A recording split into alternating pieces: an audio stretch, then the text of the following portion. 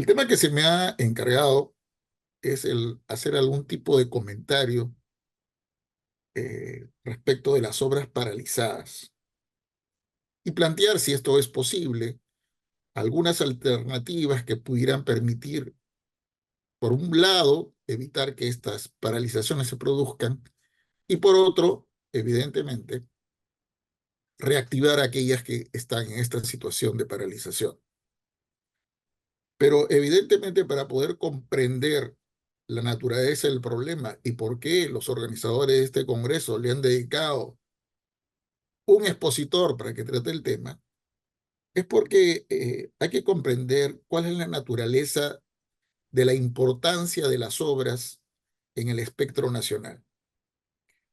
Según fuentes muy cercanas del Ministerio de Economía y Finanzas, en la actualidad el déficit de infraestructura del país supera los 480.000 millones de soles.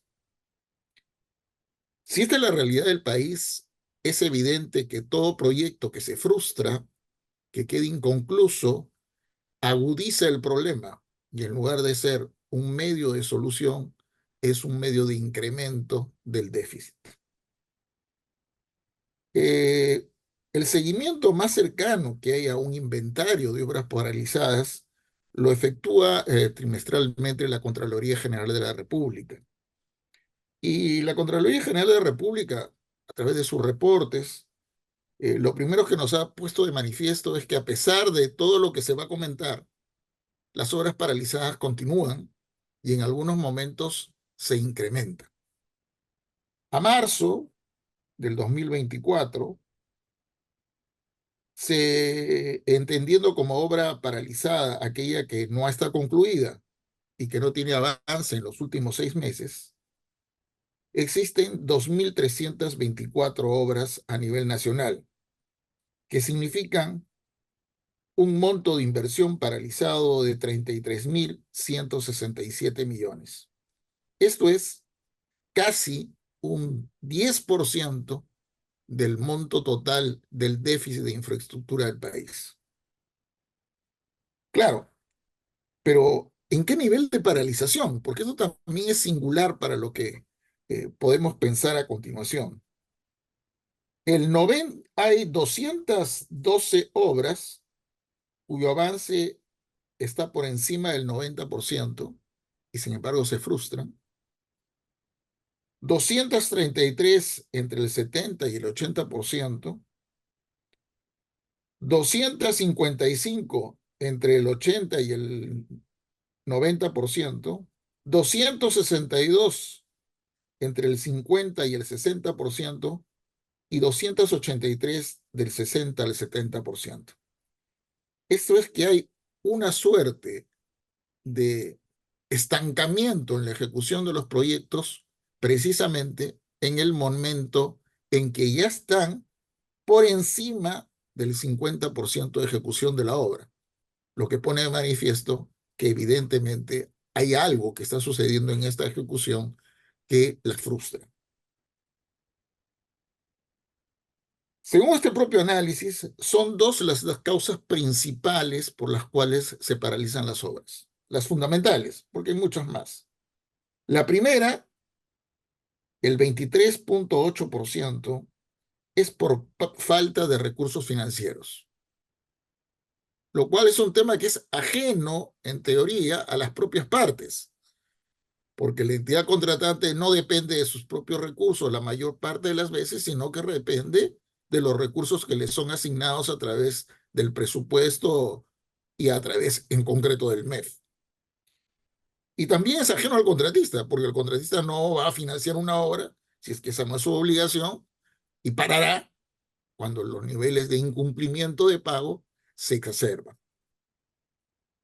Y la segunda causa, con un 22.8% del total de obras paralizadas, es proveniente de incumplimientos contractuales. Y este tema de incumplimientos contractuales sí radica en las partes que conforman el contrato, sea la entidad contratante o sea el contratista. También hay, por supuesto, unas menores que son referidas a discrepancias controversias y arbitrajes es un 4,6, o sea que no se puede echarle la culpa al arbitraje o a las decisiones arbitrales que las obras se paralizan. Su incidencia es mínima, es menor al 5%. Y los conflictos sociales, en cambio, sí es superior incluso a los arbitrajes, en un casi 7%. Ahora bien, eh, pero ¿qué obras se paralizan? ¿Las que se ejecutan por contrata o las que se ejecutan por administración directa? Por administración directa están paralizadas el 53,6%, es decir, 1.215 obras por administración directa están paralizadas. Mientras que por contrato, el 46,4%. Sería menos del 50%, cierto. Pero si lo vemos en monto contractual, mientras que las obras por administración directa solamente ascienden a 3.000 millones de soles, las obras paralizadas por contrata ascienden a 23.000 millones. En consecuencia, el impacto en la economía por las obras paralizadas están en las obras por contrato. ¿Qué se ha hecho y qué se sigue haciendo? Durante mucho tiempo se han dictado normas para reactivar las obras paralizadas. Las que están vigentes en este momento es la ley 31.589, que es dentro del marco de reactivación de las obras bajo la ley de contrataciones del Estado todavía vigente, y para aquellas que tenían un avance igual o superior al 40%, con contrato vigente y sin reportar avance en los últimos 6 meses. Solamente estaban excluidas de poder ser reactivadas las obras paralizadas por ausencia de licencias, permisos, falta de terreno, limitación presupuestal o que resulten técnicas o jurídicamente inviables. El decreto legislativo 1584 extendió hasta el 31 de diciembre de este año los alcances de la ley 31.589 y redujo el porcentaje de avance necesario para poder acogerse a la reactivación al 20%. O sea, más del 20%, si estaba paralizada, me puedo acoger a la reactivación. Pero fundamentalmente aquellos que provengan de servicios públicos, salud, saneamiento, riego, agricultura, educación, transporte, seguridad y prevención de desastres. Estas tenían prioritario. Pero ¿cuál es la realidad? Ya hemos hablado de más de 2.000 obras.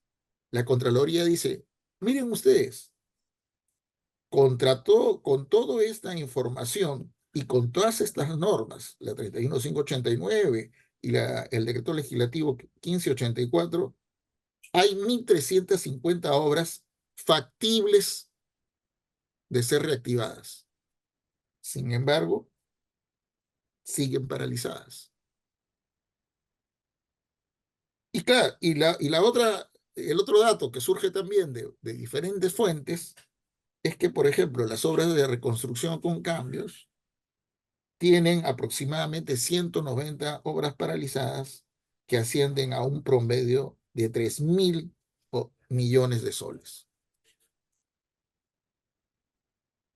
Esta preocupación es tan latente que incluso en nuestra novísima Ley General de Contrataciones, en la única disposición complementaria modificatoria, hace una nueva modificación al decreto legislativo que hemos comentado para flexibilizarlo con el objeto de incluso de que se pueda contratar el saldo de obra bajo la modalidad de diseño y construcción, sea llave en mano o concurso oferta. Es decir, el, el, propio, el propio Estado, conocedor de la problemática, pretende brindarle a las entidades herramientas para la reactivación de las obras. Pero es más, como quiera que se dice que los arbitrajes y las decisiones arbitrales son fuente de paralización de las obras, y lo hemos visto, hay un veintitantos por ciento, casi 25% que son productos de algunas decisiones. En esta nueva ley general de contrataciones, por ejemplo, también, en el inciso A del artículo 85.1, establece que no proceden medidas cautelares que tengan por objeto impedir, paralizar o retrasar el inicio o la continuidad de la ejecución de obras en salud, educación, infraestructura vial, saneamiento, en gestión y, y mantenimiento por niveles de servicios para el mantenimiento vial. O sea, no hay duda, y este es el primer punto que yo quiero enfatizar, que el Estado es consciente de que existe una problemática. No es ajeno a esa problemática. El problema está que no encuentre el kit de solución. Y por supuesto, cuando los organizadores de este evento me dicen, proponga algunas ideas que podrían servir para mí, me ponen prácticamente en un nivel de gurú que no poseo. Pero sí quiero decir algunas ideas que me parecen fundamentales. Y la primera es una que surge de los propios datos. Si el problema de la paralización es principal, es la ausencia de financiamiento, señores Estado, no promuevan la ejecución de un proyecto si no está financiado. Porque promover la ejecución de un proyecto cuando no está financiado, hasta su finalización, es promover mayor pérdida en general del recurso público. Porque la obra se para, se deteriora, no hay quien la continúe y para poder continuarla hay que hacer todo un expedientillo del saldo de ejecución de obra que resulta muy oneroso, muchísimo más oneroso que el expediente original de la obra. El segundo tema, una vez contratada la obra y suponiendo que se tienen los recursos del Estado, no nos olvidemos que el segundo punto es incumplimientos contractuales, debemos de tener un manejo eficiente de la obra. Muchas veces las discrepancias surgen por malos gerenciamientos de las obras, de las dos partes, pero fundamentalmente la parte que toma decisiones. Y por eso es que yo sí aplaudo y saludo favorablemente que en la nueva ley de contrataciones se haya incorporado la utilización del PMO, del BIM, como procedimientos que coadyuven a una eficiencia en el manejo de una obra y de este modo se pueda llegar a la meta final, a la satisfacción de la necesidad del público. Otra idea que también se me viene y que deseo plantearle en esta noche, es que definitivamente hay que hacer una docencia muy fuerte a todo nivel para pasar del contrato de enfrentamiento al contrato colaborativo. Si las partes de un contrato siguen viendo la relación Estado-contratista como una relación de enfrentamiento, van a seguir subsistiendo todas las discrepancias insalvables, porque si no fueran de carácter insalvable, tendrían algún tipo de solución.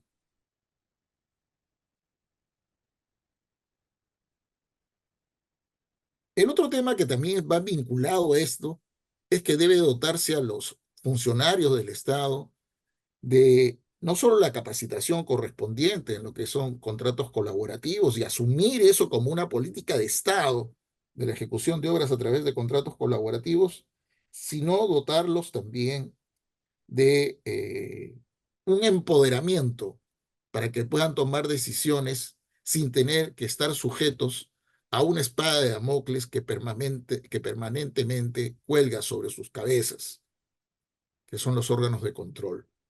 Los funcionarios, para poder actuar con valentía y con libertad, tienen que tener un empoderamiento y un aseguramiento en la calidad de sus decisiones. Y finalmente, y con esto concluyo, creo, dentro de mis 10 minutos, Debe de adoptarse una cultura de prevención más que de solución de controversias. Cuando en esta nueva Ley General de Contrataciones se ha incluido la palabra prevención en la Junta de Resolución de Disputas, estimo, y ese es digamos, mi sentido de lectura, de que el legislador pretende otorgarle a la Junta de Resolución de Disputas algo que ya posee, pero que ahora lo va a enfatizar. Es decir, la Junta de Resolución de Disputas no es para que des decisiones. La Junta de Resolución de Disputas te va a acompañar durante la ejecución de la obra, pero para evitar el conflicto. Pero para evitar el conflicto, vuelvo a la propuesta anterior, se requiere que los que conversen en el evitamiento del conflicto estén empoderados para tomas de decisiones. Si no tienen empoderamiento, van a llegar al conflicto necesariamente, porque siempre se recurrirá a la decisión fácil de que otro tercero resuelva para yo acatar. Y yo, aunque eso tome tiempo, no importa, aunque sea 2 meses, pero eso mejor que lo decida él y no yo. Esos serían mis comentarios respecto de un tema tan complejo, tan grande, pero a la vez tan importante para el país. Yo creo que la primera gran conclusión es que tenemos un consenso entre los miembros de esta mesa, que el tema de la contratación pública no se agota ni se puede agotar con simplemente el dictado de normas legales. La norma legal es una herramienta para el cumplimiento de la finalidad propia de una contratación o la ejecución de un proyecto. Son las personas, y en esto también hemos coincidido con León y con Sheila, son las personas, los partícipes de una ejecución de un contrato, quienes le dan la tónica correspondiente para que esto se cumpla o quede frustrado.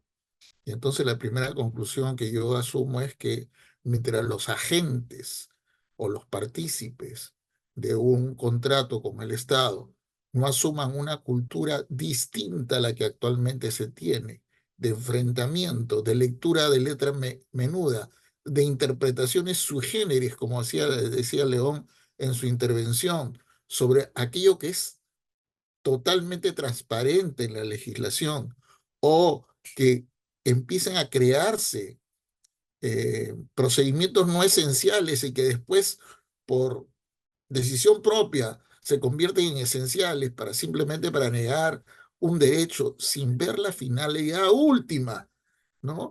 El resultado mismo de la gestión, no vamos a avanzar. El Perú, como siempre, porque esta no es una expresión que vamos a decir por primera vez, el Perú está permanentemente enfrentado a sus propios retos, y uno de sus principales retos es pasar de la cultura de la discrepancia a la búsqueda del consenso. Y en ese consenso, mirando el futuro más que el presente, mirando las necesidades y su solución más que el sueldo del fin de mes o de cómo me cautelo para evitar que sea cuestionado. Mucho más uno tiene beneficios cuando se equivoca haciendo que cuando se equivoca no haciendo. Esos serían mis comentarios finales.